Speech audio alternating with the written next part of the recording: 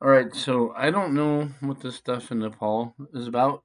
Um, Seems like people are angry or something about something. I'm not exactly sure.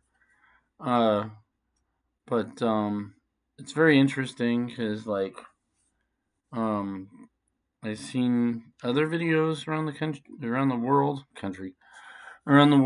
that are starting to show people getting a little bit antsy, and that's what happened before the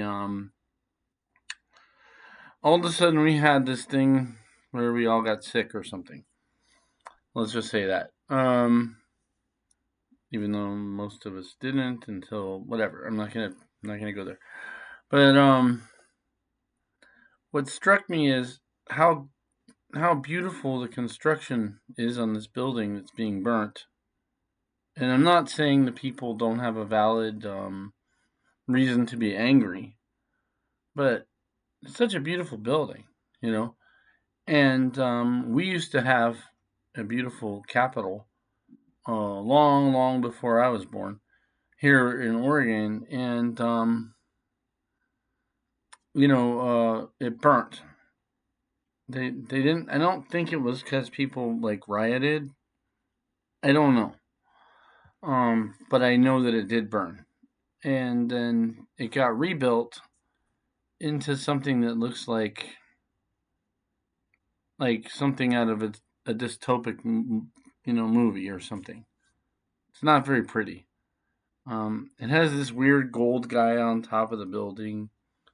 That's interesting, but the building itself, like on the inside, it's nice and pretty, but on the outside, it just looks like brutalism, which is this thing where they make buildings just so ugly it just makes you depressed by default. Instead of like classical buildings, which kind of inspire you and make you feel good just looking at them, let alone walking in them.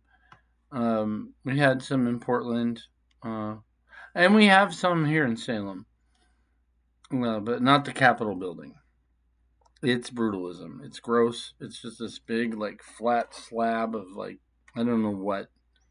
Um, yeah. It's kind of dumb because, like, if you ever go to a protest, and I've been to a couple, you end up just, like, yelling at this stupid, ugly building. It's like, that's all we're doing, and nobody's even in there that cares. So, you know, yeah, I've been to, like, two protests, mostly out of boredom. I didn't really want to go to, like, think I was going to change anything. But in any case, that's weird, and it made me think about what our history is, because like when I moved here, uh, I looked at houses. Like I went with a realtor, and she took us to like different houses and stuff like that.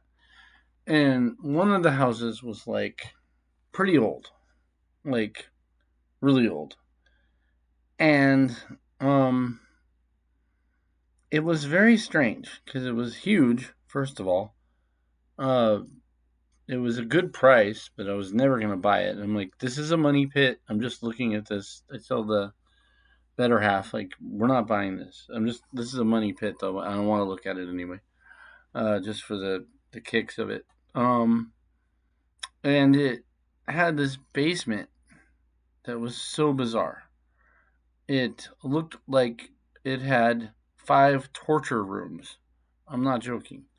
It had all these different rooms that were like in a circle. Like, I don't know what this was about. And then it was really big.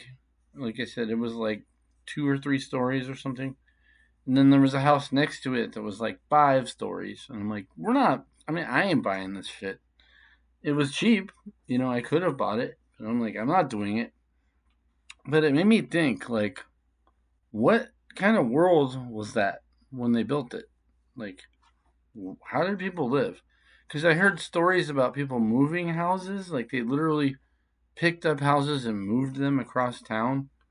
I don't know. That's kind of hard to believe that even happened. It just sounds ridiculous. I think you just tear them down.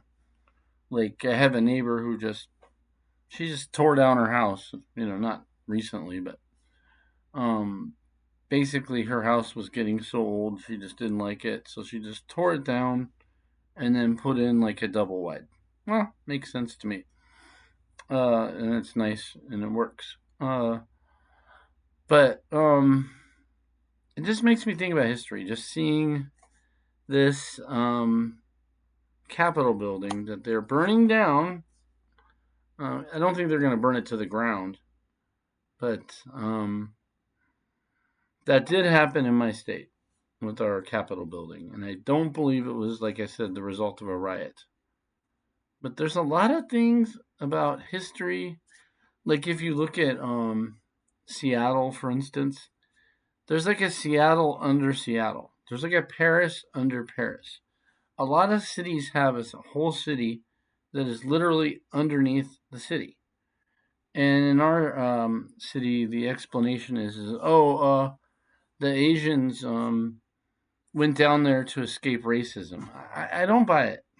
Um, I don't think that's enough of a reason. I think they would have just left and gone to California or something.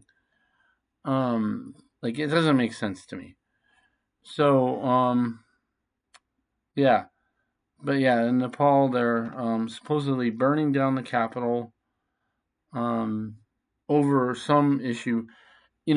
It kind of scares me because, like I said, it's sounding like 2020, where or 2019, let's say, when people started to just get unruly and unruly and unruly because it's economic basically, and it gets expressed through political stuff. Usually, that's how this works, in my opinion.